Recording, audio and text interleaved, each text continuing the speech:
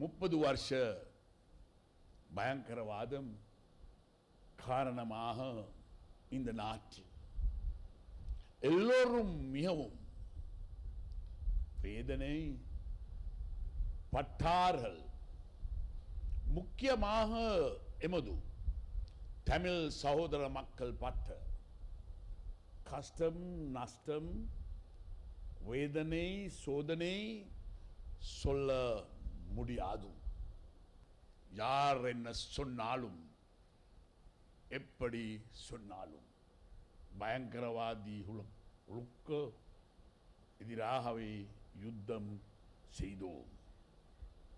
சகோதர தமிழ் மக்களுக்கு எதிராக அல்ல என்பதை மீண்டும் சொல்ல விரும்புகிறேன்.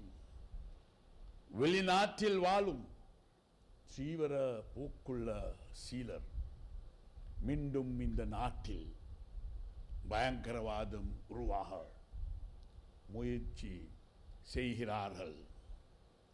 ஆனால் இந்த நாட்டின் தலைவன் என்ற வகையில் சிங்கள தமிழ் முஸ்லிம் மக்களின் பதுக்காவலன் என்ற வகையில் நான் அதற்கு ஒரு நாளும் இடம் கொடுக்க மாட்டேன்.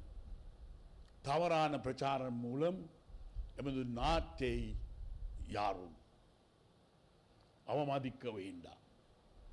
இன்று எமது இராணுவத்தில் சிங்கள தமிழ் முஸ்லிம் எல்லோரும் உள்ளார்கள்.